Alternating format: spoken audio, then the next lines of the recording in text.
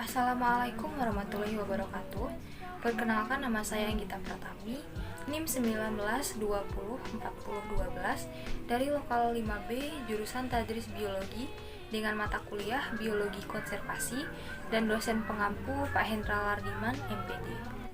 Baiklah, pada kesempatan kali ini kita akan membahas tentang beberapa materi, yaitu yang pertama diversitas ekosistem dan yang kedua yaitu hubungan antara habitat dan ekosistem. Pada materi pertama yaitu mengenai diversitas ekosistem.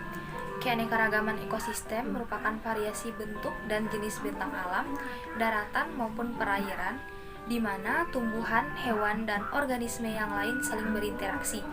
Di dalam interaksi antar organisme ditentukan oleh komponen biotik, yaitu berbagai jenis makhluk hidup, dan komponen abiotik, yaitu terdapat faktor fisik berupa iklim, cahaya, suhu, air, tanah, kelembapan, dan faktor kimia yaitu berupa salinitas, tingkat keasaman, dan kandungan mineral. Suatu ekosistem akan mempunyai dua komponen utama. Yang pertama yaitu komponen abiotik. Komponen abiotik merupakan komponen yang terdiri dari benda-benda tidak hidup yang ada di sekitar kita dan ikut mempengaruhi kelangsungan hidup, yaitu suhu, udara, air, cahaya, matahari, tanah, topografi, dan iklim. Kemudian yang kedua, ada komponen biotik. Komponen biotik adalah komponen lingkungan yang terdiri dari makhluk hidup ataupun organisme yang hidup di kawasan lingkungan sekitar, baik itu manusia, hewan, maupun tumbuhan. Organisme anggota komponen biotik dapat dibedakan menjadi tiga. Yang pertama yaitu produsen. Produsen berarti penghasil. Produsen berarti organisme yang mampu menghasilkan zat makanan sendiri, yang termasuk dalam kelompok ini merupakan tumbuhan hijau atau tumbuhan yang mempunyai klorofil dan dapat berfotosintesis untuk menghasilkan zat makanan. Kemudian yang kedua yaitu konsumen.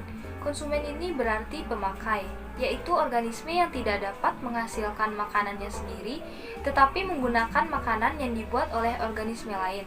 Organisme yang secara langsung mengambil zat makanan dari tumbuhan hijau seperti herbivora dan karnivora dengan memangsa herbivora tersebut. Kemudian yang terakhir yaitu dekomposer. Dekomposer ini berarti pengurai yang berperan menguraikan bahan organik yang berasal dari organisme yang telah mati ataupun hasil dari sisa-sisa pembuangan pencernaan.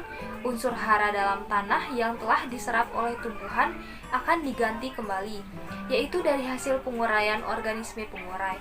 Kelompok pengurai ini umumnya terdiri atas kelompok jenis bakteri dan jamur. Pada macam-macam ekosistem terdapat beberapa macam. Yang pertama yaitu ekosistem darat atau bioma. Ekosistem darat atau bioma ini merupakan daerah yang memiliki sifat iklim dan tempat berkumpulnya makhluk hidup dengan tingkat geografis yang sama. Jenis-jenisnya seperti ekosistem bioma gurun, ekosistem hutan hujan tropis, ekosistem hutan gugur, ekosistem taiga, ekosistem tundra, dan ekosistem savana, seperti yang terlihat pada contoh di samping. Kemudian yang kedua yaitu ekosistem air. Ekosistem air ini merupakan ekosistem yang komponen terbesarnya terdiri dari air secara umum. Ekosistem air dibedakan menjadi ekosistem air tawar dan air laut.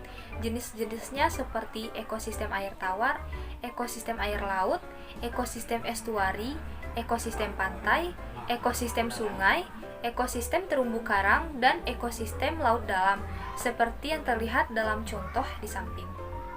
Kemudian yang ketiga yaitu ekosistem buatan. Ekosistem buatan ini merupakan ekosistem yang diciptakan manusia untuk memenuhi kebutuhannya.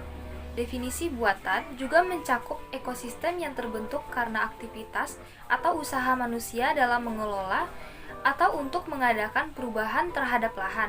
Contohnya seperti bendungan, sawah irigasi, perkebunan sawit, hutan tanaman produksi, dan lain-lain, seperti yang terlihat dalam contoh di samping. Kemudian yang terakhir yaitu hubungan antara habitat dan ekosistem. Ekosistem merupakan tatanan secara utuh menyeluruh antara segenap unsur lingkungan hidup yang saling mempengaruhi. Kehidupan makhluk di bumi ini terdiri dari beberapa ekosistem. di mana dalam ekosistem tersebut makhluk hidup saling mempertahankan diri dan berkaitan dengan yang lainnya. Ekologi ini merupakan studi keterkaitan antara organisme dengan lingkungannya, baik lingkungan abiotik maupun biotik. Lingkungan abiotik terdiri dari atmosfer, cahaya, air, tanah, dan unsur mineral. Pengertian tentang lingkungan hidup manusia atau sering disebut lingkungan hidup sebenarnya berakar dari penerapan ekologi. Habitat suatu organisme merupakan tempat organisme itu hidup, atau tempat kemana seseorang harus pergi untuk menemukan organisme tersebut. Baiklah, sekian penjelasan saya mengenai materi-materi biologi konservasi tersebut. Jika terdapat kesalahan ataupun kehilafan, saya mohon maaf. Wassalamualaikum warahmatullahi wabarakatuh.